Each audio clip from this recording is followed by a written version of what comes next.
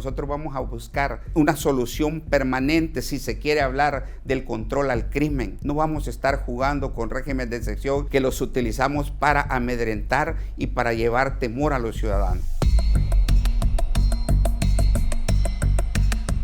Focus ha iniciado su cobertura electoral denominada la Ruta 2024, El Salvador ante la encrucijada democrática. Y esto es así.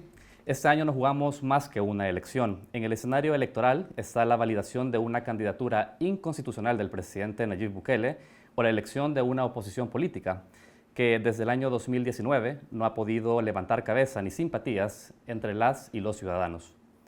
Hoy nos hemos trasladado a la sede de campaña del candidato Joel Sánchez. Él es el candidato presidencial del partido Arena.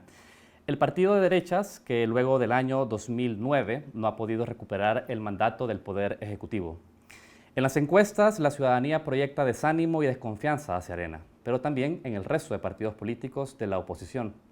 Por eso, hoy queremos conocer y explorar qué motivación hay detrás de las propuestas de este candidato presidenciable a un mes de estos comicios. Agradecemos en ese sentido la disposición del candidato Joel Sánchez para responder las preguntas de Focus. Candidato, bienvenido a esta entrevista en Focus. Muchísimas gracias, Saúl, por el espacio y obviamente a Focus, ¿verdad?, por darme, como digo, esta oportunidad de dirigirme a todos los salvadoreños, no tanto los que viven en El Salvador, pero también los que viven fuera de nuestras fronteras patrias, porque sé que en todas partes hay un salvadoreño deseoso de saber lo que sucede en nuestro país. Muy bien, gracias por aceptar la entrevista. Ya habíamos tenido la oportunidad de conversar previamente en el inicio de la cobertura electoral de Focus. En ese momento era muy incipiente, usted estaba recién confirmado como candidato a la presidencia. Hoy queremos ya entrarle al concepto de su campaña. Pero antes de eso, queremos arrancar la entrevista preguntándonos por qué es importante o por qué no es importante votar por Arena en el año 2024 para candidato presidencial. Y tenemos unos datos sobre los cuales me gustaría analizar con usted. Lo primero es que el IUDOP, el Instituto de Opinión Pública de la UCA, en diciembre de 2023 publicó una encuesta en donde le preguntaba a la gente con qué palabra recuerda más al partido Arena. El 31.6% de esos encuestados decía que lo relacionado con la palabra corrupción, el 10.1% con ladrones y el 9.5% con incompetencia. Mi pregunta es, ¿en qué ha fallado Arena? Y en ese sentido también usted como candidato presidencial para que a un mes de las elecciones la ciudadanía siga teniendo esta impresión respecto al partido político. Creo que estamos viviendo un momento histórico muy importante en nuestro país. Y sin duda la gente sabe que existe una necesidad de un cambio muy grande, que existe el deseo de buscar siempre el desarrollo y el beneficio para todos. Y si bien es cierto, las encuestas demuestran que hay un descontento hacia los partidos políticos, creo que ahí es donde la propuesta nuestra es la renovación. Es donde entramos en un nuevo era de un partido que ha cambiado muchos de sus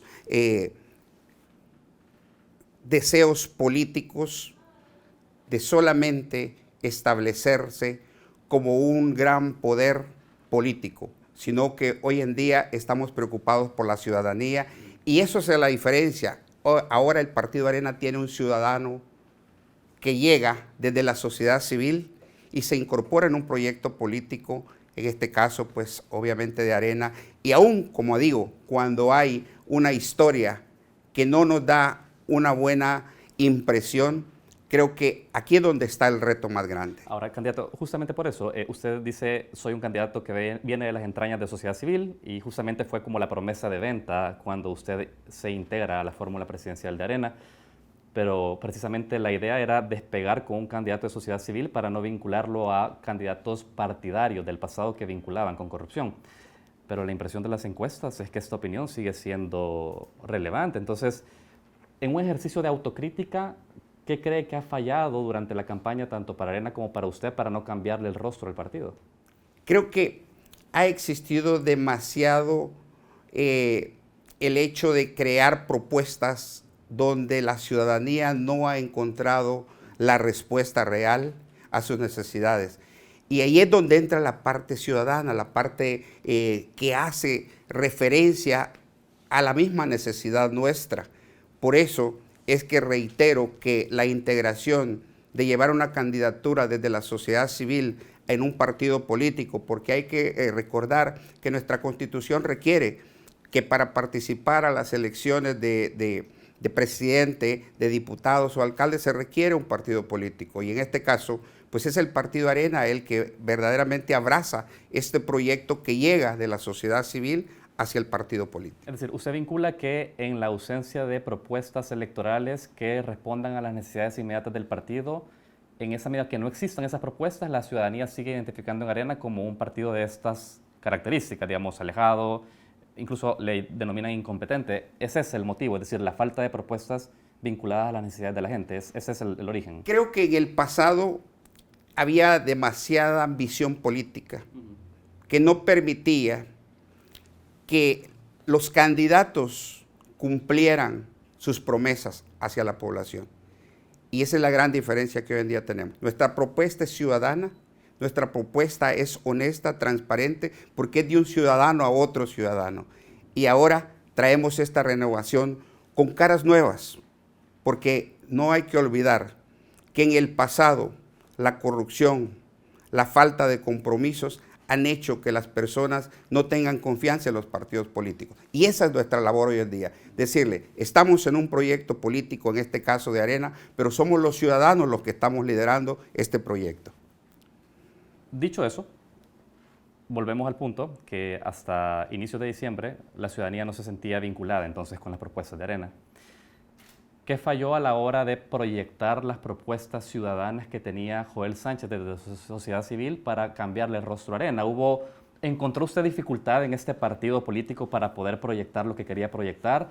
¿O viene por otro lado, digamos, el sentido de no poder trasladar estas propuestas más ciudadanas a la gente? Creo que ha habido mucha apertura por parte del partido y por eso hablo de la renovación, por eso hablo de una Arena nueva, con caras nuevas, con dirigentes nuevos, porque precisamente nosotros los ciudadanos nos encontramos deseosos de hacer un cambio porque tenemos un gobierno que también es más de lo mismo, y entonces en ese sentido podemos ver que no hay una felicidad en todos los salvadoreños que puedan estar satisfechos de lo que este gobierno actualmente hace, porque ellos han sido conformados por todos los residuos de partidos políticos, Arena, el FMLN, es lo que son una mixtura. Entonces nosotros representamos el cambio real, porque ahora sí somos los ciudadanos los que estamos expresando este compromiso. De manera muy concreta, usted ha hablado de un proceso de renovación dentro de Arena. ¿Usted está satisfecho con lo que ha hecho la dirigencia de Arena en relación a retirar de su estructura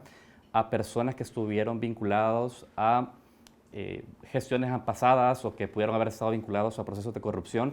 ¿Ha hecho el trabajo Arena en ese sentido o ha quedado algo pendiente, Joel? Es correcto. Hemos visto que ahora en día el partido se llena de caras nuevas, de gente más joven, gente que no está envenenada por proyectos políticos de ambición personal, sino que más bien es un compromiso hacia nuestra población para poder cumplir las necesidades verdaderas, como lo es, obviamente, mejorar la economía, como lo es crear oportunidades, erradicar la pobreza. Tenemos un país con más del 30% de pobreza extrema. Entonces, creo que es muy importante establecer que hoy en día nuestro partido y nuestra inclusión ciudadana le da esa nueva cara, esa frescura a este proyecto político. Le reitero la pregunta, entonces, ¿está satisfecho con lo que ha hecho Arena respecto a depurar a sus cuadros o ha hecho falta algo más para que ese partido quede limpio del pecado anterior, digamos? Seguimos caminando, como te digo.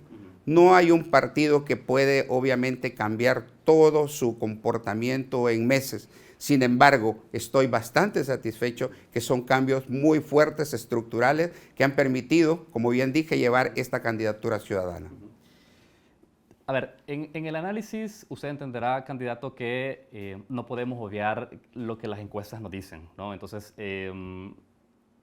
por supuesto que usted es una figura de la oposición, pero si tenemos en los números que hasta febrero de 2024, hacia febrero de 2024 más bien, Arena cuenta con el 1.6% de simpatías para la elección presidencial versus un 2.5% del FMLN y un 61.7% de Nuevas Ideas.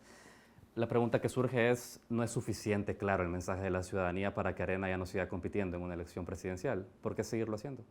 Entendamos que las encuestas son del momento, las encuestas son una radiografía que lo hace una empresa en un momento determinado. Estoy leyendo números del IUDOP, del Instituto Universitario de Opinión Dentro de Pública. política, déjame decirte que nada está escrito. Y ahí tenemos el ejemplo de Guatemala. Un candidato que estaba en la última posición, llegó a la segunda vuelta y ganó la presidencia de la República. Así es que nosotros las encuestas sí las tomamos en cuenta, pero no creemos que va a determinar los resultados que nosotros esperamos. Quiero hacer un análisis hacia prospectivo, hacia adelante. Digamos, si esto se terminara concretando, que es un escenario, ¿verdad? ¿Cuál ve usted como el futuro político que va a tener Arena? Usted, digamos, ante una derrota electoral presidencial, pero también legislativa, y siendo un outsider, digamos, de la estructura del partido, ¿recomendaría a ese partido que siguiera existiendo tal como está o haría otras sugerencias de cambio al instituto? Entendamos que ya desde que participamos y se ha aperturado, vuelvo a repetir, la participación ciudadana, los cambios son bien fuertes, son bien estructurales y eso va a permitir que el partido siga caminando en su desarrollo ciudadano, en su desarrollo no nomás político, pero de compromiso real, donde vamos a tener figuras más honestas, figuras que verdaderamente tengan el corazón y el amor hacia su país dentro de un contexto de partidista, pero también ciudadano. Y creo que ahí es donde el partido puede seguir caminando, creciendo, aprendiendo del pasado y mejorando su comportamiento dentro del quehacer político. Para mí es muy importante que aprendamos del pasado. Es decir, que su lectura es que Arena está haciendo bien la tarea en este momento de cara a renovarse frente a la ciudadanía y volver a recuperar simpatías electorales. ¿Cree que está haciendo el camino correcto, a pesar de que hay una derrota electoral este año? Creo que hay que enfatizar que este gobierno ha creado una política de miedo, aparte de una política de marketing que le ha permitido hacer creer a los ciudadanos que los demás partidos políticos de oposición están muertos.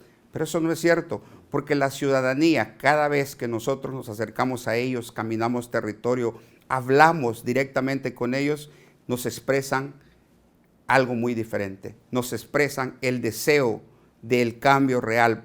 Nos expresan que se equivocaron dándole el voto de confianza a este gobierno que hoy en día tenemos. Y esperan que nosotros podamos ser esa renovación real, ese cambio, pero sobre todo que podamos traer el desarrollo a cada uno de los ciudadanos que hoy en día están abandonados. Obviamente este comportamiento del votante hacia la oferta electoral de la oposición no es solo exclusiva de Arena, ¿verdad? Hemos leído los bajos porcentajes hacia el resto de partidos políticos, pero escuchamos poca autocrítica. Es decir, es como, claro, usted hace una proyección positiva de que vamos caminando, etcétera, y está bien, creo que forma parte de, entendemos, que está también jugando a un rol en el marco de una campaña, pero no hay ninguna autocrítica, candidato, no hay ninguna alto en el camino de decir, pudimos haber hecho esto diferente para poder disputarle de una manera más competitiva el poder a este presidente. Y se lo pregunto porque incluso vemos actores de sociedad civil, defensores de derechos humanos y defensores de derechos humanos, que están siendo mucho más contundentes a la hora de hacer sus posicionamientos públicos. Incluso vemos en las maneras innovadoras de hacerlo, ¿verdad? No desde una forma tradicional en televisión, sino que en redes sociales. ¿No ha faltado un poco de esta garra en la oposición? Quiero decirte que sí, pero ¿qué ha pasado? Hemos sido perseguidos, hemos sido bloqueados, hemos sido básicamente el foco de ataque directo del oficialismo en nuestras redes sociales. En lo personal, me intervinieron las redes sociales como 3 o 4 veces. No nos dejan pautar. Hemos tenido que mover las redes sociales a ser manejadas fuera del país. Hemos visto que el marketing político y el mensaje que se le ha llevado inclusive a las personas que han estado dispuestos a apoyarnos con donativos económicos para llevar a cabo, obviamente, un proceso proselitista de mayor altura, de más acercamiento, de más beneficios comunicacionales para nuestra población, ha sido básicamente sesgado. ¿Por qué? Porque los donantes han sido amenazados. porque la gente en el exterior también ha sido amenazado a través de sus familiares que tienen empresas o que tienen algún vínculo de relación laboral con el gobierno. Entonces, si bien es cierto, se ha demostrado eso, pero hay que hablar de la otra cara, que viene siendo la amenaza, la persecución, que básicamente nos ha mantenido socavados en el que podamos tener una mejor proyección en nuestra campaña política. Eso es algo de lo que no se habla y creo que es muy importante que se diga, porque obviamente va a demarcar esa diferencia. No hemos tenido una campaña balanceada con el oficialismo y la oposición. Al contrario, no nos dieron la deuda política al partido. Entonces, ahí podemos mirar el desbalance, donde estamos básicamente en una competencia desleal, donde tenemos inclusive a un candidato presidente que desde su escritorio en casa presidencial usa obviamente la televisión y todo el aparataje gubernamental para hacerse su campaña, cadena nacional, cuando sabemos que solo se utiliza para emergencias. Entonces, miramos en realidad un aparataje en contra de la oposición. Usted ha hablado de acciones de persecución, dijo, y también de bloqueos. Con respecto a la difusión de su campaña electoral, ¿ha percibido Arena y Joel Sánchez un bloqueo por parte de los medios de comunicación y proveedores de vallas publicitarias, por ejemplo, para poder colocar su publicidad en vía pública o en medios de comunicación, o esto no ha ocurrido? No ha ocurrido de manera, vamos a decir, global. Ha sido muy segmentado. Han habido ciertos proveedores que nos dicen, no puedo trabajar contigo porque voy a ser bloqueado por el contrato que tengo con el gobierno. Pero no puedo hablar de manera general porque sí hay otros proveedores que han estado abiertos a trabajar con nosotros. Pero hay que puntualizar, sí existe esa persecución y la hemos podido ver y la hemos sentido a través también de los donantes. Muy bien, qué bueno, me da la pauta. Usted dice donantes. Uno de los aspectos que han fortalecido a Arena en el pasado, sin lugar a dudas, es tener detrás del instituto partidario la estructura económica dominante de El Salvador. Y eso es así, tajante. Las familias más importantes a nivel económico han sido grandes financistas del partido, Arena, pero hemos sabido también de las dificultades económicas que atraviesa el partido político, incluso para su pago de proveedores y para su campaña electoral. ¿Por qué Joel Sánchez no tuvo la capacidad de atraer ese patrimonio económico tradicional a su campaña? Usted se acercó a tradicionales financistas como la familia Callejas, por ejemplo, para pedirle dinero a esa campaña.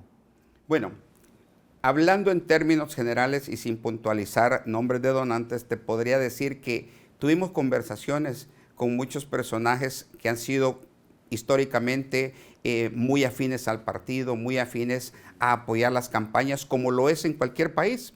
Sin embargo, nos externaban que estábamos en una coyuntura muy difícil, una coyuntura de persecución a través de, obviamente, de las instituciones del Estado, como es el Ministerio del Trabajo, la Fiscalía General de la República, y eso no les permitía acercarse a los partidos políticos, en este caso al Partido Arena, por el temor de ser perseguidos dentro de sus sectores empresariales. Quiero precisar algo, porque usted nos decía sin decir nombres, pero ¿se refiere a grandes aportaciones? ¿Estoy hablando de grandes familias o está hablando del sector privado en general, mediano y pequeño empresario? Estamos hablando de todos. No, el sector grande y el sector mediano, inclusive las personas. Es que ha sido en realidad una campaña muy atípica, llena de amenazas y de persecución. Candidato, pero quiero detenerlo porque a mí sí me interesa que usted me responda respecto al gran patrimonio económico de las familias que tradicionalmente han apoyado a Arena. ¿Esas familias fueron consultadas por usted para que lo financiaran en esta elección o no? Hemos tenido acercamientos. ¿Y qué respuesta le dieron? Y la respuesta es esa. No quieren involucrarse dentro de la política porque existe un temor de persecución. Y creo que es importante decirlo, porque no es posible que en un país que se hace llamar democrático existe este tipo de persecuciones o que existe este tipo de sesgamientos a una participación de elecciones sin que existan donantes. O sea, es totalmente ridículo. ¿Usted se considera un hombre de derechas? Yo me considero un hombre de convicciones sólidas, fuertes, un hombre de familia. Ese soy yo.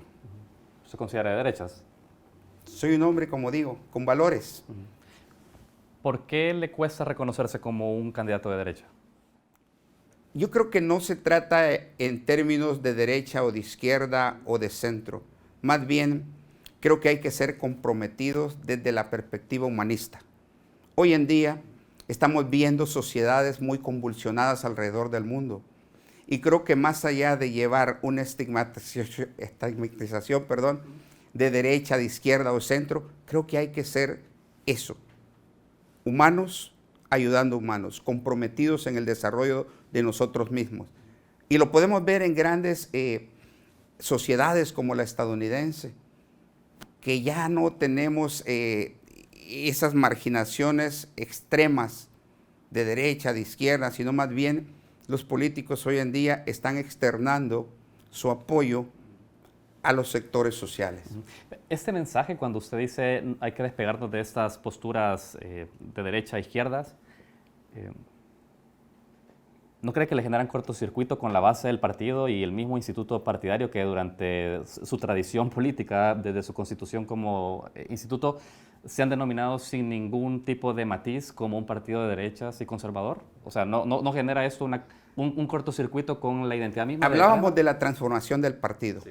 Una de las grandes transformaciones de nuestro partido es eso, la apertura social.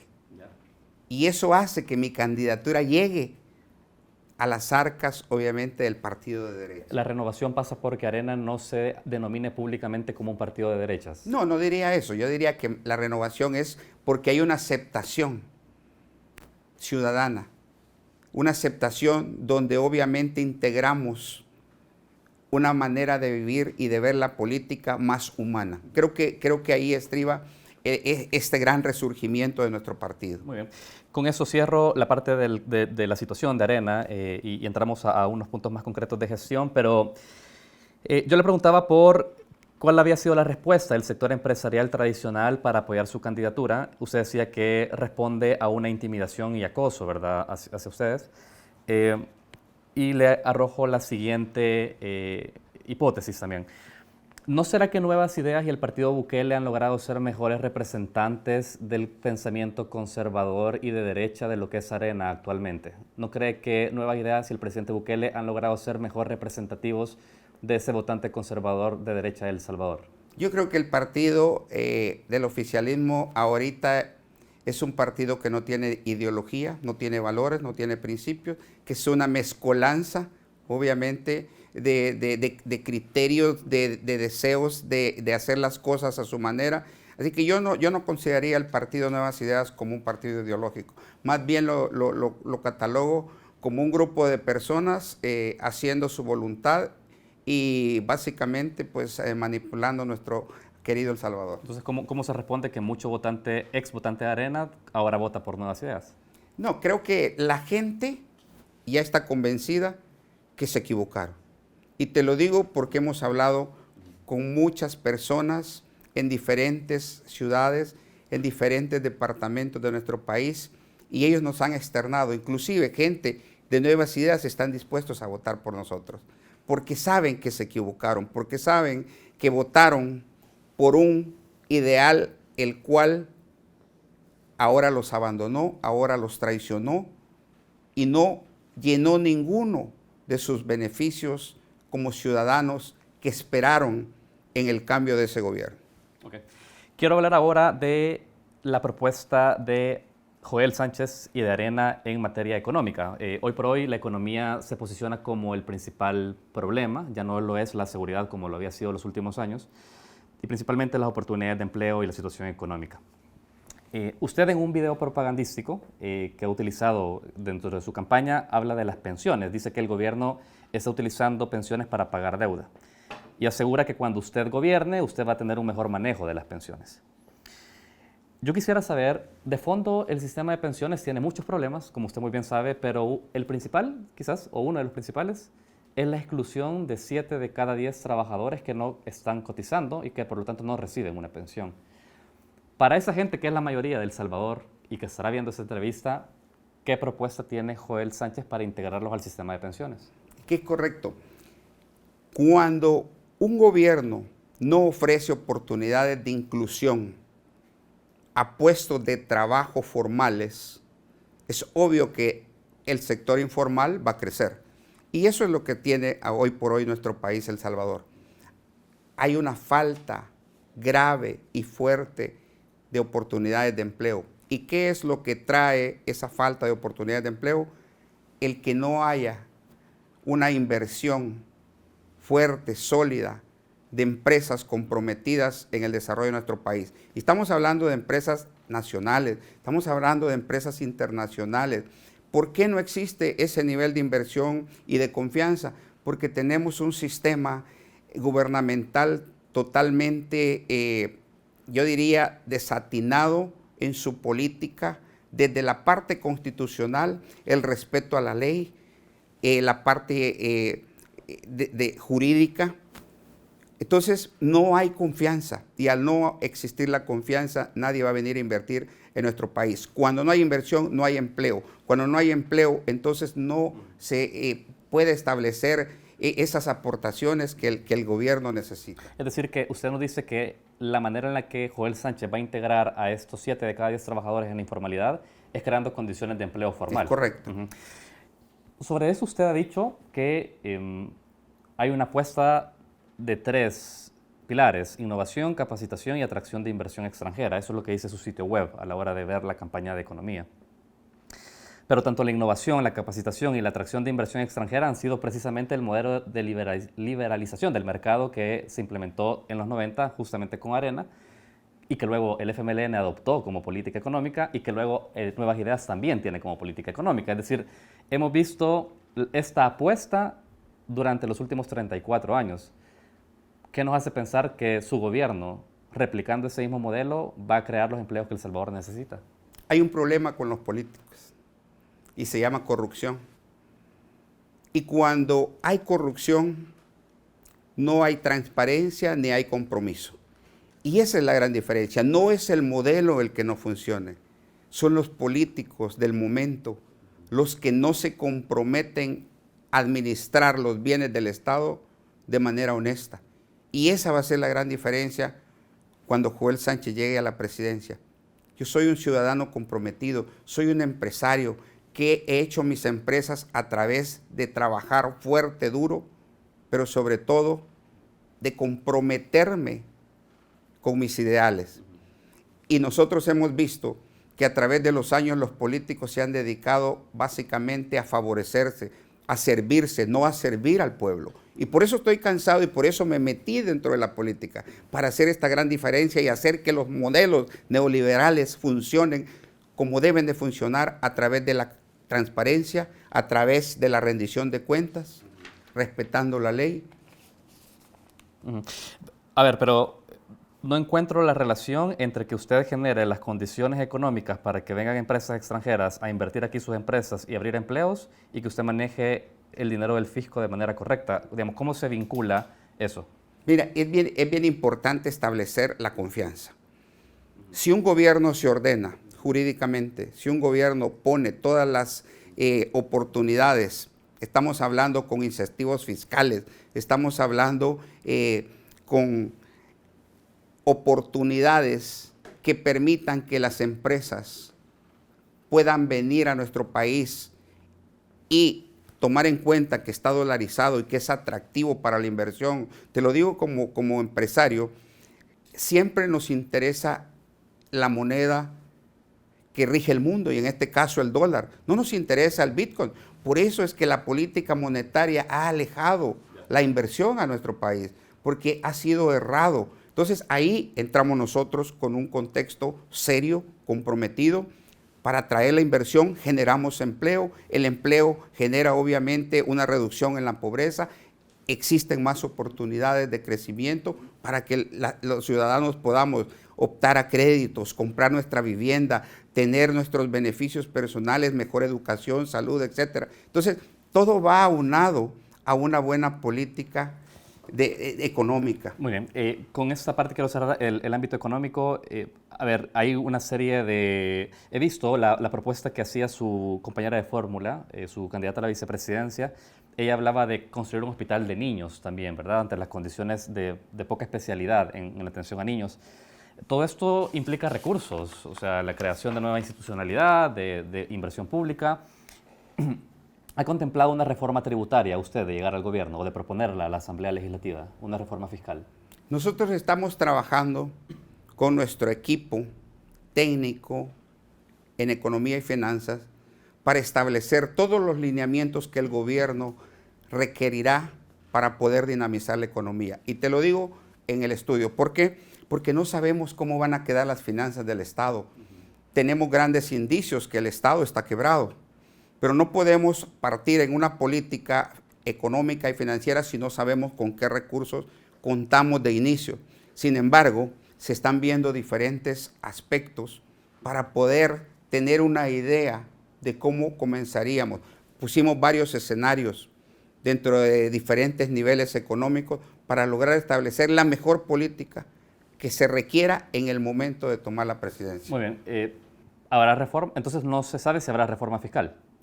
¿O se está estudiando? Como digo, está dentro del equipo, se ha tomado en cuenta, pero no podría decirte lo vamos a hacer, porque va a depender del momento en que nosotros tomemos las riendas del país. Además de una reforma fiscal, ¿cuál otra sería una vía para inyectarle ingresos al fisco?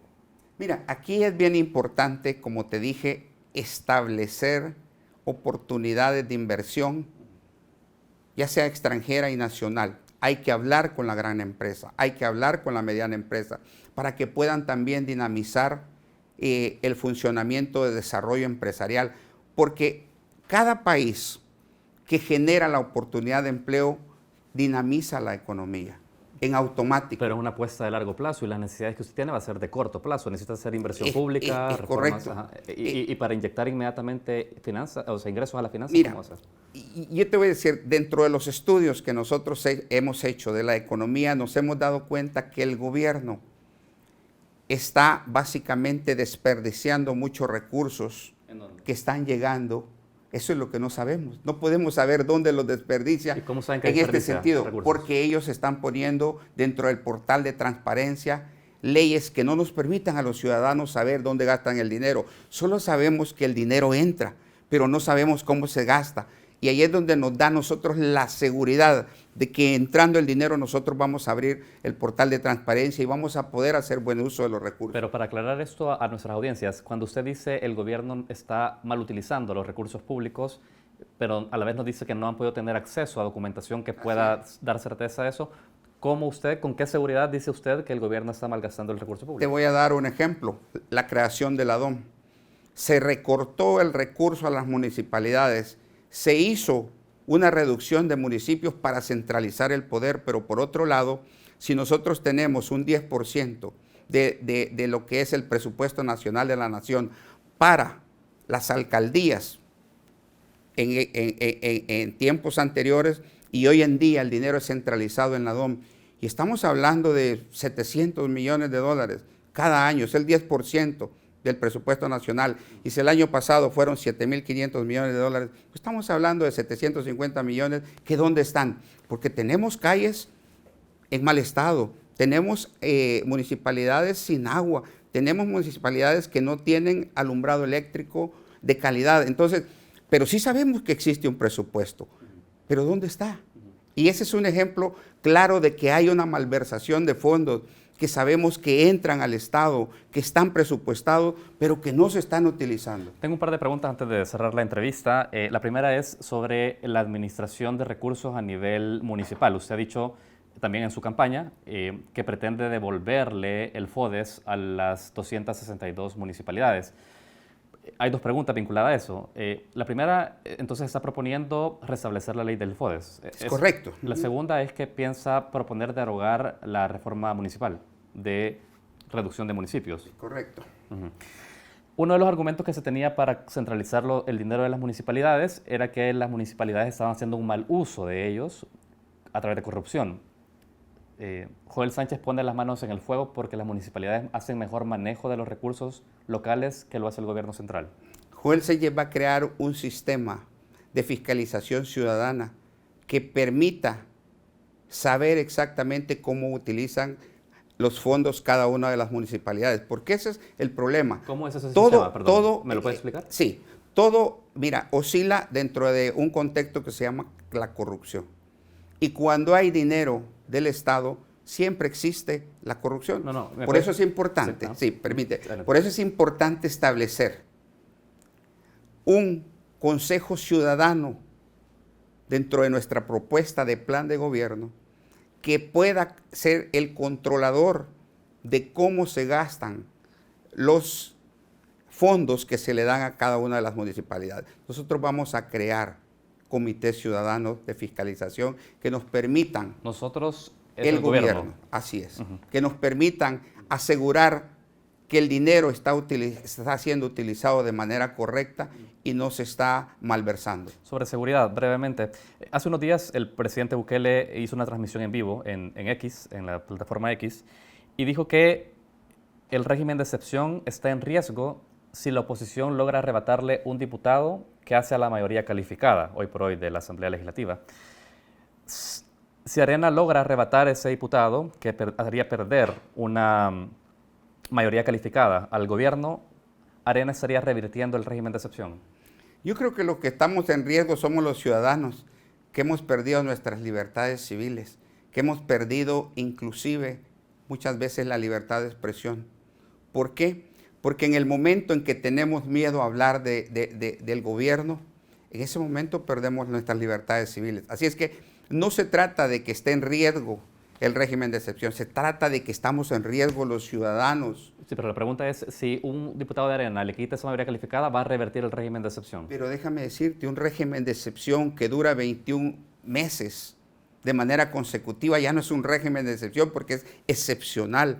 Este pareciera ser que ya es un régimen establecido que lo que le permite al gobierno es controlar el comportamiento de los ciudadanos y en ese sentido nosotros no creemos en eso. Creemos en las libertades civiles, creemos en los derechos ciudadanos. ¿Cuál es la respuesta entonces, candidato? La respuesta es que nosotros vamos a buscar una solución permanente si se quiere hablar del control al crimen.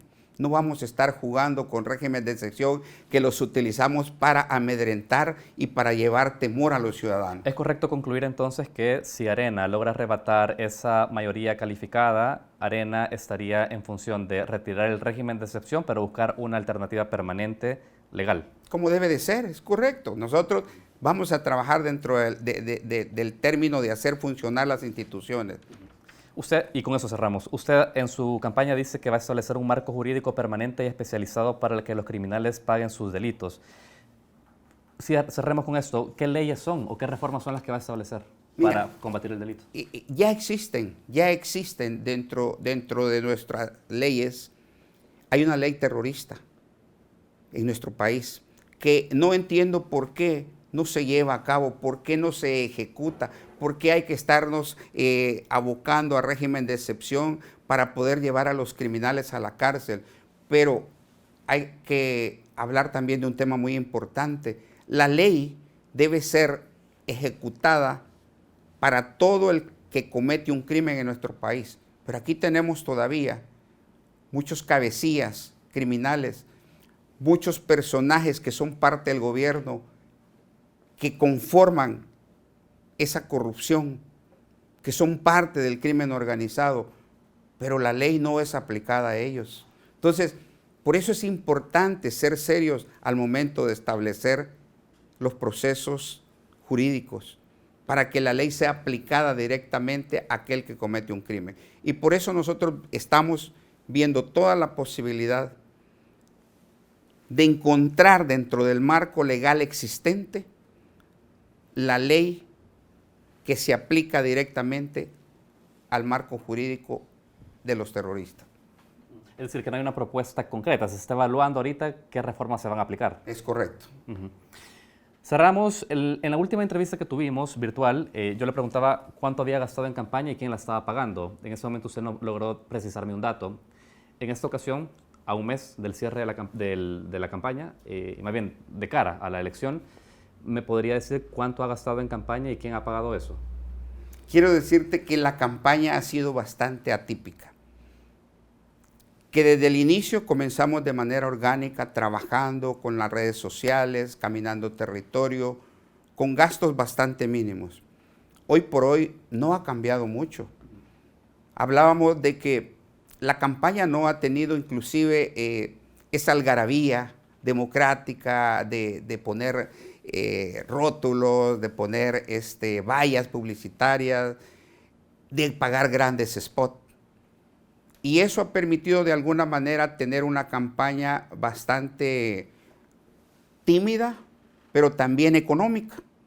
Entonces, no ha sido muy difícil estar financiando, en este caso, mi campaña, por el hecho de que el contexto no ha permitido, obviamente, tener esos grandes gastos que antes se hacían. ¿Cuánto ha gastado? Así que la campaña, pues lleva no mayor inversión, no te podría contabilizar, pero en realidad es algo del día a día, o sea, es que vas a comprar alimentos para 100 personas, o sea, ¿qué tanto puedes gastar? $40, $60, o sea, en realidad es un contexto, como te digo, bastante económico y bastante orgánico, pero lo más importante que hay que rescatar aquí es la participación ciudadana, el deseo de atender el llamado de manera voluntaria. Entiendo que no me va a dar la cifra ni me va a decir quién la financia. Porque no las tenemos, o sea, en realidad es el día a día, vivís el día a día, ¿sí? Muy bien. Joel Sánchez, candidato presidencial de Arena, quiero agradecerle su tiempo con Focos y por haber respondido a esas preguntas. Muchísimas gracias, Saúl. Un placer estar aquí. Y nosotros estamos despidiendo esta entrevista. Los invitamos a estar también pendientes del resto de encuentros que tendremos con el resto de candidatos a la presidencia de los distintos partidos políticos.